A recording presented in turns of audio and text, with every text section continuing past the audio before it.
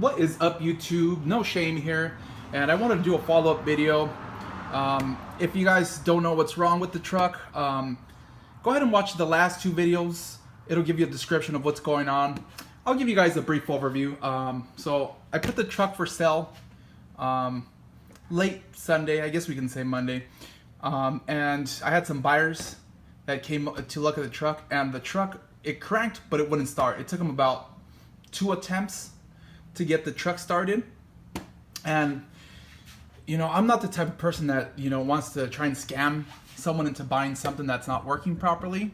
I will tell you guys, I didn't have issues with this truck before at all. So before I sell it, I want to make sure that it's running properly, because while I managed to fix the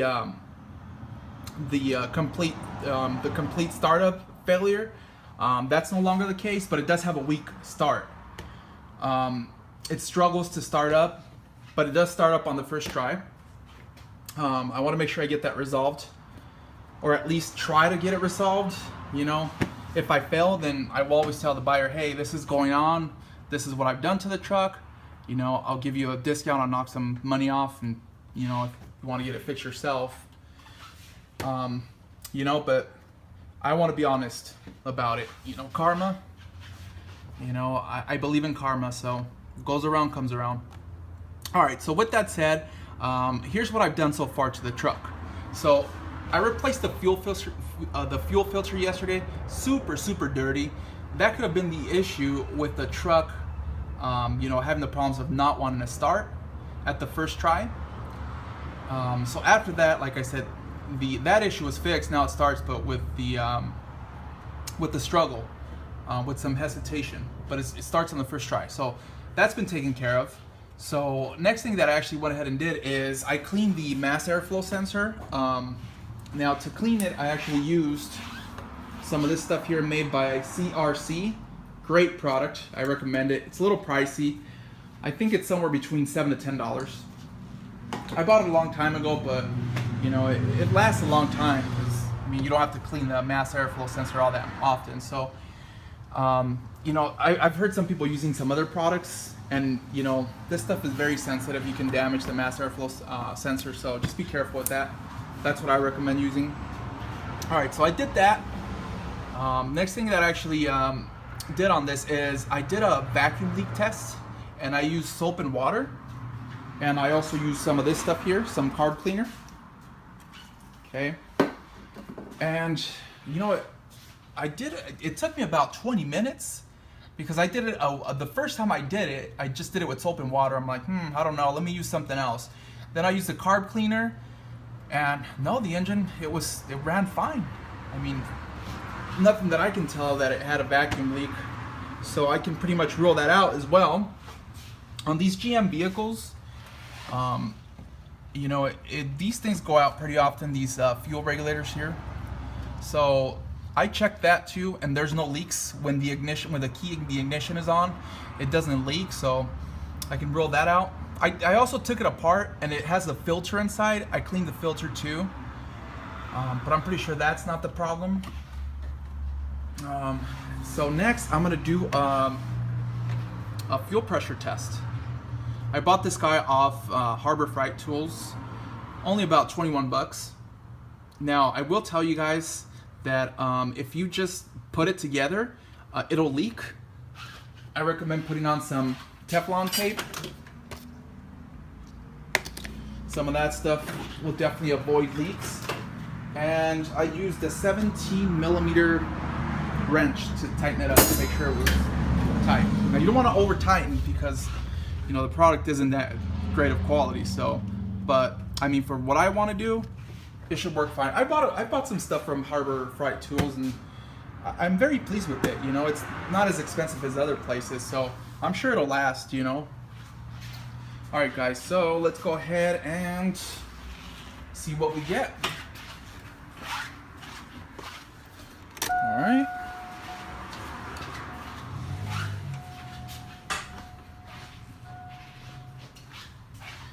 Key in the ignition position, and we're sitting at about 52 to 53 that I can see. Anywhere between 54 to 55. Now, That's actually normal on these vehicles. Anywhere between 50 to 60, that's pretty normal. So that looks good. Let's go ahead and turn the vehicle on and see what we get with the vehicle running.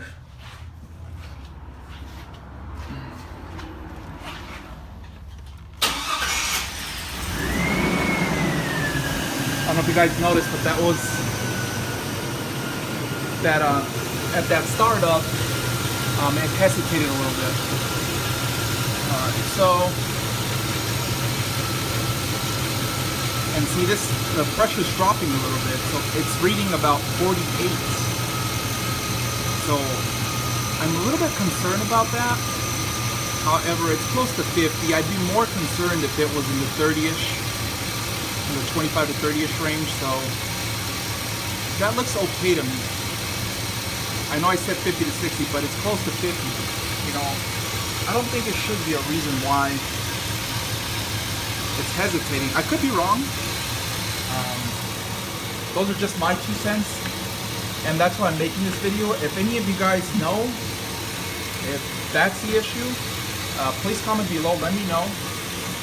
I also wanted to show you guys what the OB scanner is reading.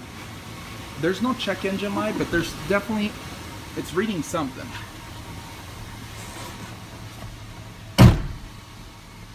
Alright, first let's power the vehicle off. Plug this bad boy in.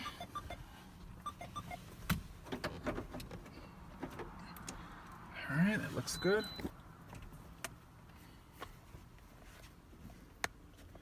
Want to make sure that the sunlight isn't hitting it. Alright.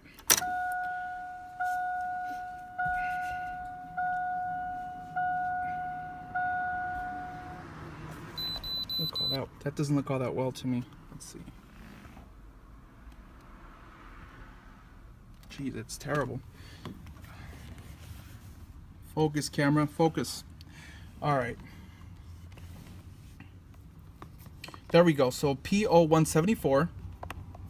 Alright, and it's reading 2 codes. So System 2 Lean Bank 2. The other one's going to be Bank 1. Yep. P0171, Bank 1. Alright, now what I want to do as well, guys, is I want to do a test for you guys to see with the vehicle running. Now I did some research for those codes online, and it just can be a numerous amount of things. Hence the reason why, you know, I've replaced some of the things I've replaced and troubleshooted some of the things I've replaced. It's based on what these codes, the problems that these codes usually have. So let's turn the vehicle on.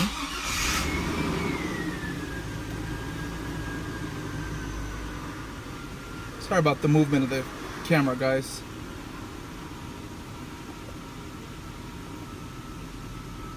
Alright, so I'm more interested in fuel. Let's scroll down. Alright, that's what I want to see. So, you see how it appears as negative there? Negative 0.8? That's what I want to see on all of them. 0, that's still fine. This is where the issue lies right here. 11.7 and 9.4. And as you guys saw before on the codes that was popping up, Bank 1, Bank 2, that's exactly what it is. So I need to find out exactly what's throwing those codes. Currently, it's the caution light is on. The red light would be a red flag, of course. That would be critical. And then, of course, the other light would be minimal, but we'll turn the vehicle off. And that's about it, guys. Like I said, if you guys have one of these trucks and you guys had the same issue, tell me what you did to resolve it. What was the fix for you? Thanks for watching, guys.